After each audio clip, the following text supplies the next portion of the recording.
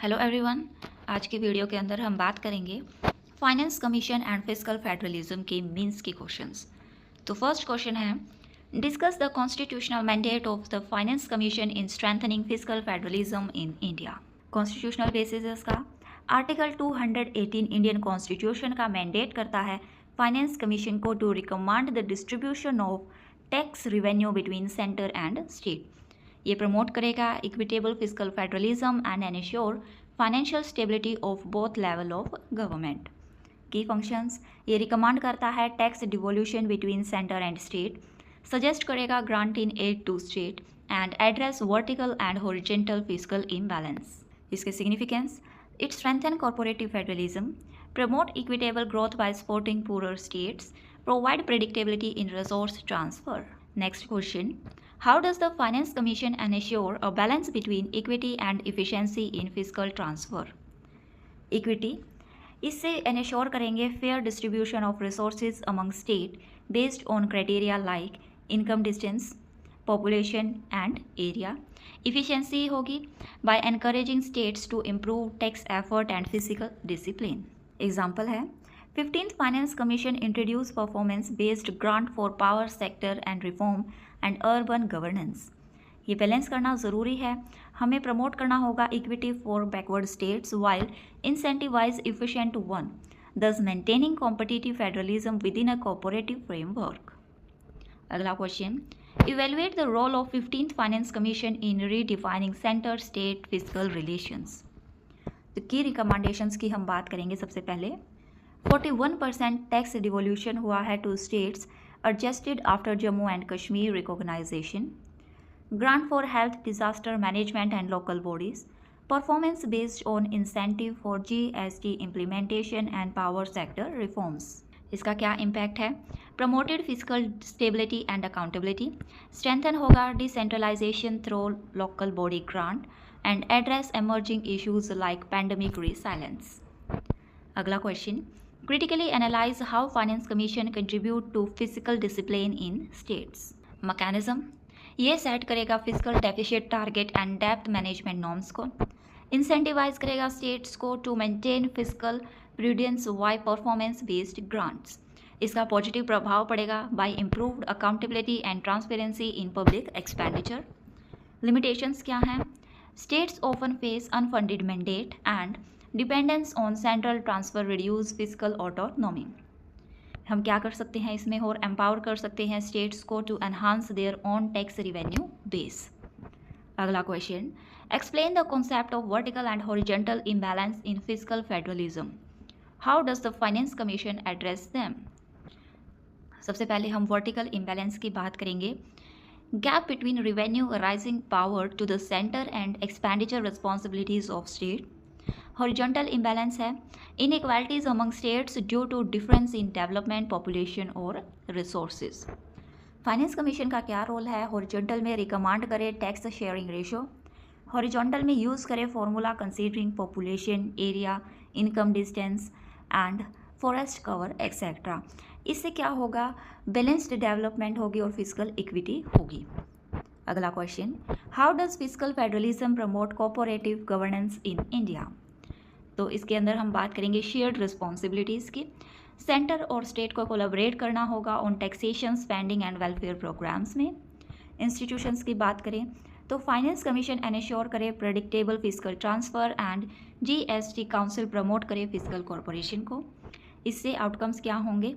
Strengthen centre state coordination, reduce regional disparities and build trust in federal physical management.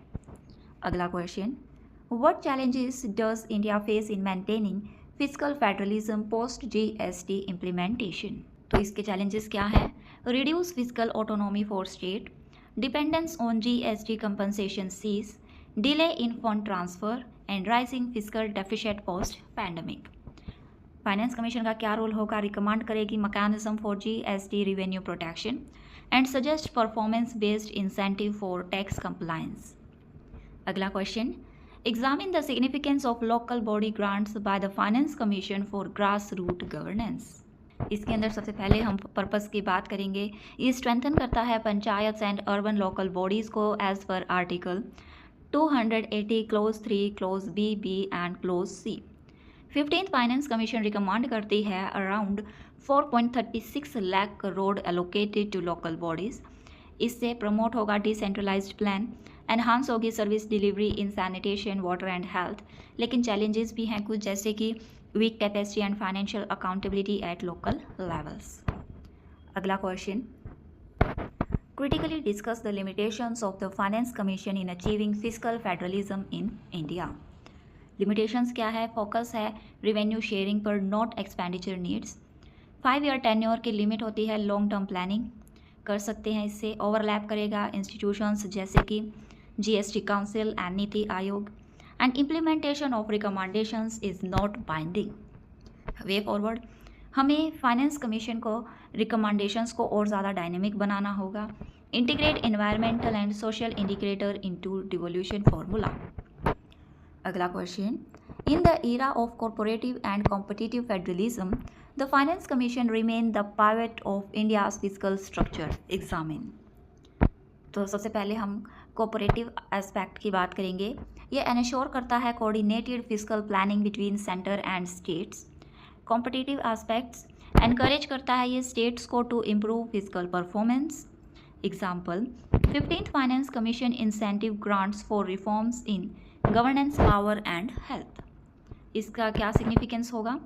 Maintain होगा इससे physical balance and autonomy, साथ में promote होगी efficiency, accountability and equity. Conclusion, finance commission act करेगा एक bridge की तरह between political federalism and economic federalism in India. फिर हम कुछ प्रीलिम्स के एमसीक्यूज देखेंगे। प्लीज़ आप एक्सप्लेनेशंस जो भी आपने देखनी हैं तो आप वीडियो पॉज कर कर देख सकते हैं।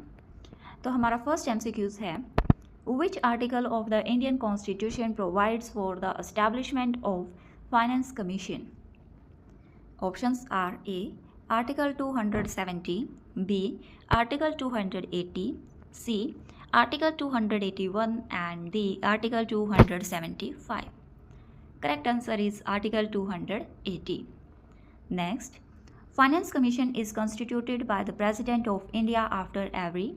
Options are A. 3 years, B. 4 years, C. 5 years and D.